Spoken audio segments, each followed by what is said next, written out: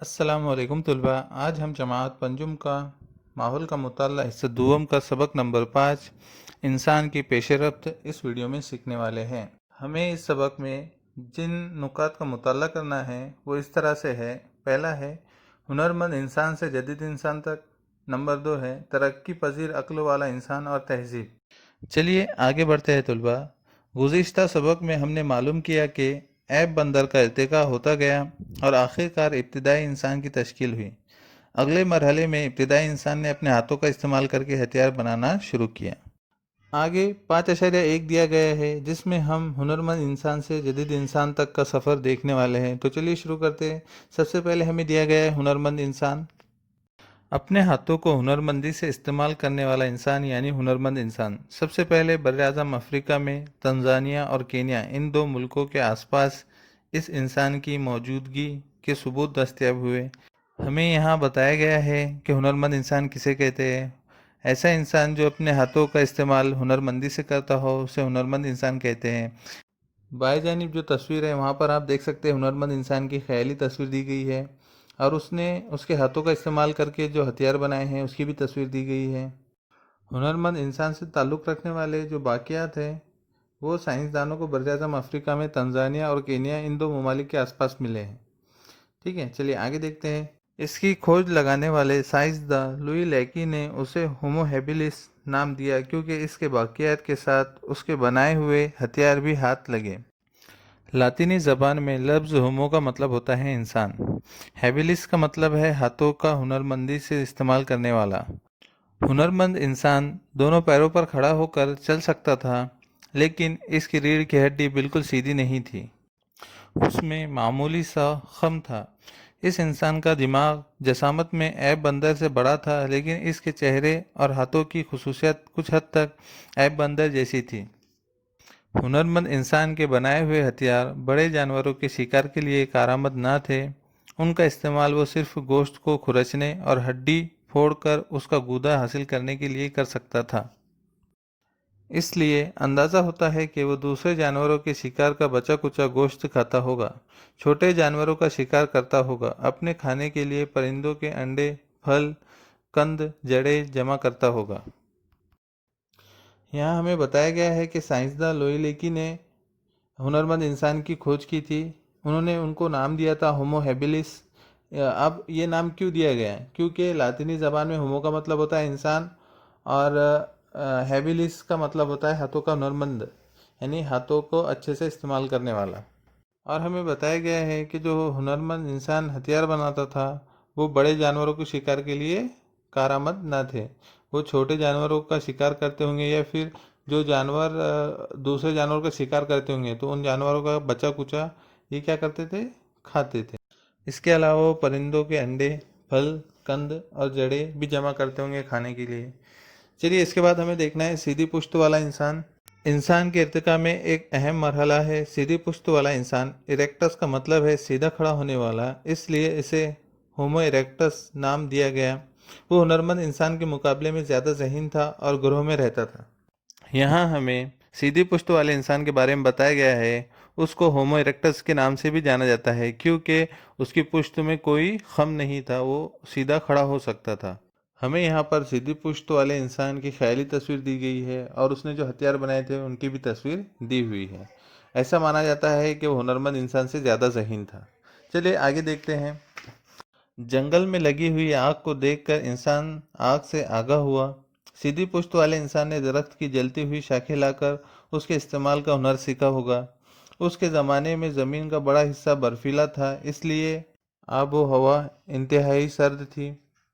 اتنے سرد ماحول میں زندہ رہنا اس کے لیے ممکن ہو سکا محض آگ کے استعمال کی وجہ سے، لیکن وہ آگ پیدا کرنے کے ہنر سے واقف نہیں تھا۔ اس کے ہتھیار بھی سابقہ ہتھیاروں کے مقابلے میں بہتر اور سڈول تھے۔ وہ دستی کلہاڑی جیسے ہتھیار بناتا تھا۔ افریقہ، ایشیا اور یورپ کے بر اعظموں میں سیدھی پشت والے انسان کے باقیات اور ان کے ساتھ ان کے بنائے ہوئے ہتھیار دستیاب ہوئے ہیں۔ ہمیں یہاں بتایا گیا ہے کہ جو سیدھی پشت والا انسان تھا وہ جنگل میں لگی ہوئی آگ کے ذریعے سے آگ کا استعمال کرتا تھا، اسے آگ خود سے جلانا نہیں آتا تھا۔ اس کے علاوہ اس نے جو ہتھیار بنائے تھے وہ سابقہ ہتھیاروں سے بہتر اور سڈول تھے۔ اس نے دستی کلاڑی جیسے ہتھیار بنائے تھے، اور ان کے جو باقیات ہیں وہ کہاں ملے ہیں؟ افریقہ میں، ایشیا اور یورپ کے براعظموں میں بھی ملے ہیں۔ چلیے آگے بڑھتے ہیں۔ آگے دیا گیا ہے ہمیں طاقتور انسان۔ انسان کے ارتقاء میں بہتری کا ایک اور مرحلہ یعنی طاقتور انسان۔ وہ تنومند تھا۔ اس کے باقیات سب سے پہلے ملک جرمنی میں نینڈرتھل میں دستیاب ہوئے، اس لیے اسے نینڈرتھل انسان کہا جاتا ہے۔ وہ سیدھی پشت والے انسان سے زیادہ ذہین تھا۔ یہاں ہمیں طاقتور انسان کے بارے میں بتایا گیا ہے کہ طاقتور انسان کو اور نینڈرتھل انسان بھی کہا جاتا ہے۔ ایسا کیوں کہا جاتا ہے؟ کیونکہ اس کے جو باقیات ہیں وہ سب سے پہلے ملک جرمنی میں نینڈرتھل میں ہی دستیاب ہوئے تھے، اور یہ بھی کہا گیا ہے کہ وہ سیدھی پشت والے انسان سے زیادہ ذہین تھا۔ طاقتور انسان خصوصاً غاروں میں رہتا تھا۔ وہ گول پتھر اور پتھر کو تراش کر نکالی گئی پرتوں کی مدد سے مختلف شکلوں کے ہتھیار بناتا تھا، اور انہیں لمبی ہڈیوں اور لکڑی کے ڈانڈوں پر بٹھا کر بھالا، کلہاڑی وغیرہ ہتھیار بناتا تھا۔ وہ بڑے جانوروں کا شکار کرتا تھا۔ چمڑے میں لگے ہوئے گوشت کو کھرچ کر نکالنے کے لیے پتھر کی چھینی کا استعمال کرتا تھا۔ چمڑے کے کپڑے استعمال کرتا تھا۔ وہ خصوصاً گوشت خور تھا۔ وہ آگ پر اناج کو بھون کر کھاتا تھا۔ سخت لکڑی والی شاخوں کو رگڑ کر یا چکماق کو ایک کے اوپر ایک پٹک کر نکلنے والی چنگاری سے آگ پیدا کرنے کا ہنر بھی اس نے سیکھ لیا تھا۔ یہاں پر ہمیں بتایا گیا ہے کہ طاقتور انسان خصوصاً کہاں رہتا تھا؟ غاروں میں رہتا تھا، اور وہ پتھروں کو ایک دوسرے پر رگڑ کر آگ پیدا کرنا بھی جانتا تھا۔ چکماق پتھر کا استعمال کرتا تھا، سخت لکڑی کا استعمال کرتا تھا جس کو وہ رگڑ کر آگ پیدا کرتا تھا، اور اس کے علاوہ گول پتھروں کو کیا کرتا تھا؟ وہ تراش کر ہتھیار بناتا تھا، اور ان کو ہڈیوں پر اور لکڑیوں کے سروں پر لگا کر بھالے اور کلہاڑی جیسے ہتھیار بناتا تھا۔ بڑے جانوروں کا شکار کر کے ان کے چمڑوں سے کیا بناتا تھا؟ کپڑے بنا کر اس کا استعمال کرتا تھا۔ چلیے آگے دیکھتے ہیں اب۔ ممکن ہے اس نے تخلیقی ہنر میں بھی پیش رفت کی ہو۔ بعض سائنسدانوں کے خیال سے وہ فوری ضرورت کے تحت حلق سے آوازیں نکال کر اپنی بات دوسروں تک پہنچاتا ہوگا، لیکن یقین سے نہیں کہا جا سکتا کہ طاقتور انسان کے پاس اپنی بات کو الفاظ کے ذریعے ادا کرنے والا کوئی لسانی نظام موجود تھا یا نہیں۔ گروہ کے کسی فرد کے مرنے پر اسے دفن کرتے وقت طاقتور انسان مردے کے ساتھ ہتھیار، جانوروں کے سینگ جیسی چیزیں رکھ دیتا تھا۔ وہ مردہ شخص کے جسم پر لال رنگ کی مٹی مل دیتا تھا۔ ان باتوں سے معلوم ہوتا ہے کہ شاید اس زمانے میں مردوں کو دفن کرنے کی کوئی رسم موجود تھی۔ زمانہ گزرنے کے بعد طاقتور انسان کے بعض گروہ افریقہ سے نکل کر براعظم یورپ اور ایشیا تک پہنچے اور وہاں رہنے لگے۔ ظاہر ہے کہ انہیں مختلف موسموں کا مقابلہ کرنا پڑا۔ زندہ رہنے اور اناج حاصل کرنے کے لیے انہیں نئے طریقے اختیار کرنے پڑے، اس لیے ان کے زمانے میں زندگی گزارنے کے لیے درکار ہتھیاروں کو بنانے اور ان کے استعمال کے طریقوں میں اصلاح ہوئی، لیکن ایسا ہونے کے لیے ہزاروں برس کا زمانہ لگا۔ طاقتور انسان کے مقابلے میں زیادہ ترقی یافتہ انسان کو عقلمند انسان کے نام سے پہچانا جاتا ہے، جس کا تعارف ہم بعد میں حاصل کریں گے۔ طاقتور انسان اور عقلمند انسان کچھ زمانے تک یورپ میں ایک ساتھ رہتے تھے۔ عقلمند انسانوں کے گروہ سے تصادم، ماحول کی تبدیلیوں سے مطابقت پیدا نہ کر سکنا جیسی بعض وجوہات کی بنا پر طاقتور انسانوں کا وجود ختم ہو گیا ہوگا۔ ماہرین اس بات کو تسلیم کرتے ہیں۔ کاربن 14 طریقے کی بنیاد پر کہا جاتا ہے کہ تقریباً 30,000 سال پہلے طاقتور انسان ناپید ہو گئے تھے۔ اب آگے ہم عقلمند انسان کے بارے میں سیکھنے والے ہیں۔ اپنے سے پہلے کہ کسی بھی انسان کے مقابلے میں سوچنے کی زیادہ صلاحیت رکھنے والے انسان کو عقلمند انسان کہا گیا۔ اسے ہی ہومو سیپینس کہتے ہیں۔ سیپینس کا مطلب ہے عقلمند۔ اسے یورپ میں کرومینون نام سے پہچانا جاتا ہے۔ عقلمند انسان کے باقیات براعظم افریقہ، ایشیا اور یورپ میں دستیاب ہوئے ہیں۔ وہ اپنے کاموں کی ضرورت کے مطابق مختلف قسم کے ہتھیار اور اوزار بناتا تھا۔ اس مقصد کے لیے وہ پتھر کا چھوٹا سا پھول ہڈی یا لکڑی کے کھانچے میں بٹھا دیتا تھا۔ ارتقاء کے عمل میں عقلمند انسان کے عضلات بولنے کی صلاحیت پر قدرت پا چکے تھے۔ وہ آواز کی نزاکت کے ساتھ مختلف تلفظ کو ادا کرنے کے قابل بن گیا تھا۔ اس کے جبڑوں اور منہ کے تمام اندرونی عضلات کی نشوونما بھی مکمل ہو چکی تھی۔ اس کی زبان بھی لچکدار بن گئی تھی، اس لیے وہ مختلف آوازیں نکال کر اپنی مرضی کے مطابق انہیں ڈھال سکتا تھا۔ وہ نظر آنے والی چیزوں کو سمجھتے ہوئے انہیں اور اپنے دلی جذبات کو قوت تخیل کی بنیاد پر لفظوں میں بیان کر سکتا تھا۔ اس کا مطلب یہ ہوا کہ اپنی باتوں کا اظہار کرنے کے لیے عقلمند انسان کے پاس زبان کا مخصوص نظام موجود تھا۔ وہ ذاتی مشاہدے اور قوت تخیل کی بنیاد پر تصویریں بنانے لگا تھا۔ وہ فنکارانہ چیزیں بھی بنانے لگا تھا، اس لیے اسے عقل مند انسان اور غور کرنے والا انسان نام دیا گیا۔ عقل مند انسان میں سوچنے سمجھنے کی صلاحیت بہت زیادہ تھی۔ اسے ہومو سیپینس کے نام سے بھی جانا جاتا ہے اور یورپ میں کرومینون کے نام سے جانا جاتا ہے۔ اس کے علاوہ بھی اس میں بہت ساری صلاحیتیں تھیں، جیسے آواز کی نزاکت کے ساتھ وہ مختلف تلفظ کو ادا کر سکتا تھا۔ اپنے تخیلات کی مدد سے، تخیل بولے تو یعنی خیالات جو ہم سوچتے ہیں، ہے نا، تو اس کی مدد سے وہ کیا کر سکتا تھا؟ تصویریں بنا سکتا تھا۔ آپ تصویر میں دیکھ سکتے ہیں کہ غار میں بنی ہوئی تصویریں دکھائی گئی ہیں ہمیں، جو عقل مند انسان نے بنائی ہیں۔ چلیے آگے بڑھتے ہیں۔ 5.2 دیا گیا ہے، ترقی پذیر عقل والا انسان اور تہذیب۔ اس میں ہمیں دیکھنا ہے ترقی پذیر عقل والا انسان، عقل مند انسانوں کی غور و فکر کی صلاحیت میں مزید اضافہ ہوا اور اسے ترقی پذیر عقل والا انسان کا نام دیا گیا۔ اسے ہی ہومو سیپینس کہا جاتا ہے۔ ترقی پذیر عقل والا انسان ہی جدید انسان ہے، یعنی ہم لوگ۔ جدید انسان اپنی شکل و شباہت، صحت سے متعلق خصوصیات میں اپنے پرکھوں سے مشابہت رکھتا ہے۔ ان پہلوؤں کو موروثی خصوصیات کہتے ہیں۔ موروثی خصوصیات کا مطالعہ کرنے والے سائنس کو جینیٹکس کہتے ہیں۔ جینیٹکس سائنس کی تحقیقات کی بنیاد پر جدید انسان میں طاقتور انسان کے بعض علامات کی موجودگی کی تصدیق ہوئی ہے۔ اس لیے کہا جا سکتا ہے کہ طاقتور انسان اور عقل مند انسان دونوں جدید انسان کے مورث یا پرکھے تھے۔ تقریباً 11,000 قبل مسیح سے 10,000 قبل مسیح کے آس پاس جدید انسان نے مویشی پالنے اور کاشتکاری کی تکنیک کو بہتر بنایا۔ اس کے پاس ترقی یافتہ غور و فکر کی صلاحیت موجود تھی، جس کی وجہ سے تکنیکی علم میں اصلاح اور بہتری کی رفتار مسلسل بڑھتی گئی اور وہ زیادہ سکونت پذیر زندگی گزارنے لگا۔ کھیتوں میں اناج کی پیداوار کی وجہ سے اس کی غذا میں نشاستہ آمیز اجزاء شامل ہوئے، جس کی وجہ سے اس کی غذا میں کاربن کا تناسب بڑھ گیا۔ طرز زندگی اور غذائی عادتوں میں ان تبدیلیوں کی وجہ سے آہستہ آہستہ اس کی پہلی جیسی بھاری بھرکم جسامت بدل گئی۔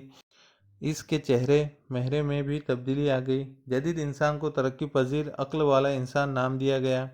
یہ نام اس کی جسمانی صلاحیت کی بنسبت عقلی اور تہذیبی صلاحیتوں کو زیادہ نمایاں کرتا ہے۔ غذا حاصل کرنا بنیادی ضرورت ہے جسے ہر جاندار پوری کر لیتا ہے، لیکن جدید انسان صرف اتنے پر ہی مطمئن نہیں ہوتا۔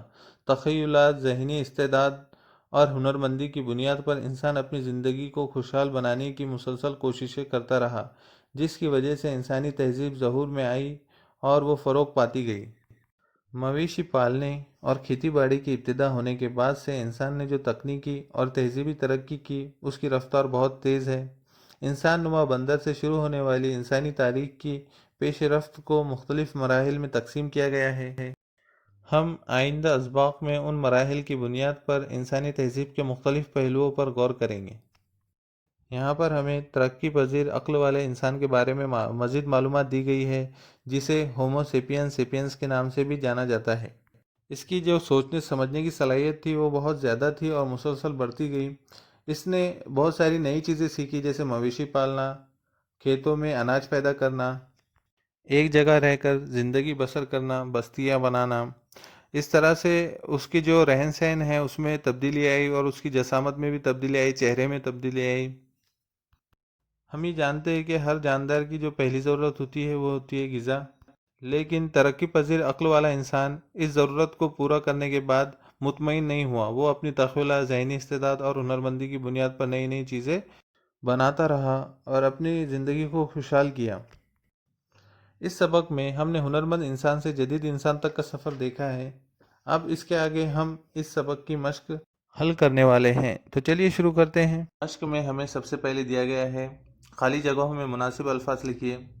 پہلا ہے لاطینی زبان میں لفظ خالی جگہ کا مطلب ہوتا ہے انسان، یعنی ہومو۔ دوسرا ہے بے، طاقتور انسان خصوصاً غاروں میں رہتا تھا، اس کا آنسر غاروں میں۔ دوسرا سوال دیا گیا ہے ہمیں، ہر سوال کا ایک جملے میں جواب لکھیے۔ اس میں پہلا دیا گیا ہے دستی کلہاڑی کس نے بنائی؟ جواب، دستی کلہاڑی سیدھی پشت والے انسان نے بنائی۔ نمبر 2، موروثی خصوصیات جینیٹکس کسے کہتے ہیں؟ جاندار اپنی شکل و شباہت، صحت سے متعلق خصوصیات میں اپنے پرکھوں سے مشابہت رکھتا ہے۔ ان پہلوؤں کو موروثی خصوصیت کہتے ہیں۔ مشق میں آگے بڑھنے سے پہلے میں آپ کو ایک چیز کہنا چاہتا ہوں کہ اگر آپ کو ویڈیو پسند آتا ہے تو لائک کریے، شیئر کریے اور چینل کو سبسکرائب کر کے بیل آئیکن بھی دبا دیں، جس سے آپ کو نئے ویڈیوز کی نوٹیفیکیشن ملتی رہے۔ چلیے آگے بڑھتے ہیں۔ آگے ہمیں دیا گیا ہے مندرجہ ذیل بیانات کی وجوہات لکھیے۔ پہلا بیان ہے، طاقتور انسانوں کا وجود ختم ہو گیا۔ جواب، عقل مند انسانوں کے گروہ سے تصادم، ماحول کی تبدیلیوں سے مطابقت پیدا نہ کر سکنا جیسی بعض وجوہات کی بنا پر طاقتور انسان کا وجود ختم ہو گیا۔ دوسرا بیان ہے ہمارا، عقل مند انسان مختلف آوازیں نکال کر اپنی مرضی کے مطابق انہیں ڈھال سکتا تھا۔ جواب، عقل مند انسان کے جبڑوں اور منہ کے اندرونی عضلات کی نشوونما بھی مکمل ہو چکی تھی، اس کی زبان بھی لچکدار بن گئی تھی، اس لیے وہ مختلف آوازیں نکال کر اپنی مرضی کے مطابق انہیں ڈھال سکتا تھا۔ آگے سوال نمبر 4 ہے، مندرجہ ذیل لفظی معمہ حل کیجیے۔ ہمیں ایک خاکہ دیا گیا ہے جس میں مختلف الفاظ بنتے ہیں۔ دیکھیے میں نے یہاں پر ان لفظوں کو ڈھونڈ کر نکالا ہوں اور اس کی مدد سے ہم کو کیا کرنا ہے کہ نیچے دیے گئے 10 خالی جگہوں کو ان لفظوں سے پر کرنا ہے۔ تو چلیے، پہلے نمبر کا ہے ہمارا، ہنرمند انسان کو سائنسداں لوئی لیکی نے ہومو ہیبیلس نام دیا۔ دوسرا، لاطینی زبان میں ہومو کا مطلب ہوتا ہے انسان۔ تیسرا، اریکٹس کا مطلب ہے سیدھا کھڑے ہونے والا۔ چوتھا، جنگل میں لگی ہوئی آگ کو دیکھ کر انسان آگ سے آگاہ ہوا۔ پانچواں، سیدھی پشت والا انسان دستی کھلاڑی جیسے ہتھیار بناتا تھا۔ چھٹا، طاقتور انسان خصوصاً غاروں میں رہتا تھا۔ ساتواں، سیپینس کا مطلب ہے عقل مند۔ آٹھواں، عقل مند انسان کو یورپ میں کرومینون نام سے پہچانا جاتا ہے۔ نواں، موروثی خصوصیات کا مطالعہ کرنے والے سائنس کو جینیات کہتے ہیں۔ نمبر 10، عقل مند انسان تخیل کی بنیاد پر تصویریں بنانے لگا تھا۔ امید ہے آپ کو ویڈیو پسند آیا ہوگا۔ اگر ویڈیو پسند آتا ہے تو لائک کریے، شیئر کریے اور چینل کو سبسکرائب کر کے بیل آئیکن دبا دیں، جس سے آپ کو نئے ویڈیوز کی نوٹیفیکیشن ملتی رہے۔ Thank you.